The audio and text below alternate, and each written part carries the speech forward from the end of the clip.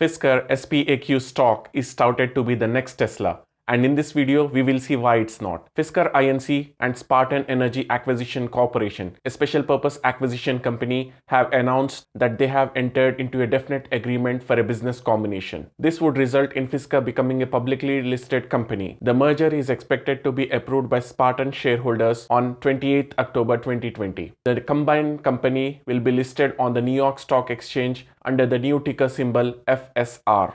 Hi, I'm Arshad Ahmed, founder of DIYStockpicker.com, an investment portal dedicated to help investors make intelligent decisions. This video is for information purposes and should not be taken as an investment advice. Fisker Inc. is an American electric vehicle automaker. It was founded by Henrik Fisker in 2016. It is a relaunch of the Fisker Automotive, which is the founder of Fisker Karma vehicle. This company was shut down previously and went into bankruptcy. These are the main highlights of Fisker company. The first flagship product will be the Fisker Ocean SUV. Fisker has an agreement with Volkswagen to share the MEB electric vehicle platform. This allows the company to enter the market in half the time with reduced costs. This also leads to an asset-light business model. The base price of the SUV will be $38,000 and it goes up to $70,000 based on the add-ons, a range of 250 to 300 miles on a single charge. The Flexi app allows the customer to complete the purchase, add features, schedule pickup, schedule any services. This leads to a complete digital experience. These are the different partnerships the company has. Battery supply contracts with Volkswagen. Volkswagen built the first fully drivable prototype in 2019 for Fisker. Fisker is partnering with Pivot to provide storage and services for its Fisker vehicles. The company is partnering with Electrify America to provide charging for its vehicles. Here is a look at the merger transaction details. Pro forma equity value of the merger is approximately $2.9 billion. The transaction to provide more than $1 billion of gross proceeds to the Fisker company. This money will be used to fully fund the development of the all-electric Fisker Ocean through the start of production in 2022. The combined company board of directors will be comprised of existing Fisker board members and an Apollo designee. $500 million of fully committed common stock PIPE, which is private investment in public equity at $10 per share, anchored by existing and new investors. Here is a look at the share count. 294 million total shares, 60% existing Fisker shareholders, which amounts to 175 million shares, 17%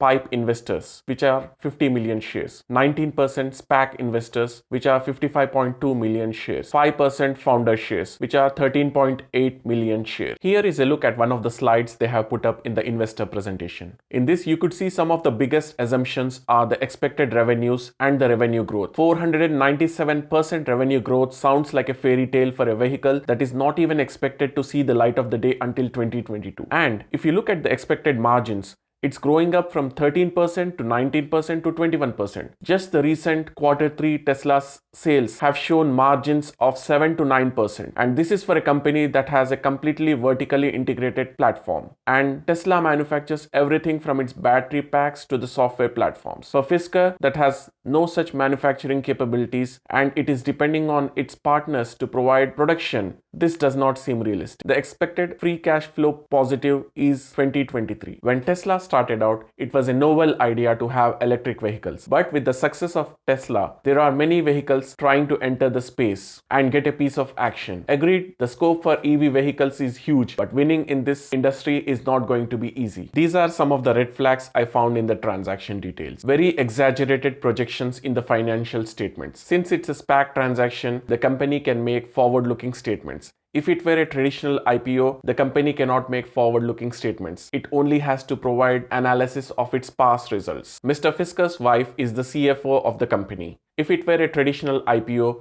it would have been very difficult to get past the regulators. Mr. Fisker has a past failure to his record. In 2007, he founded Fisker Automotive and built the vehicle Fisker Karma, which was an electric vehicle. He took $200 million in government funding and took in orders for the vehicle at 100,000 each. The vehicle was delivered in 2011, but the company went bankrupt because the vehicle had so many issues with its software systems and parts. These were some of the red flags I found while looking at the transaction details. I hope you will take a look at all the details and make investment decision based on your due diligence. I have prepared a video analyzing the DPHC stock and you should see it here on the end screen. It's a very detailed analysis of the DPHC stock and I hope to see you in that video. Bye.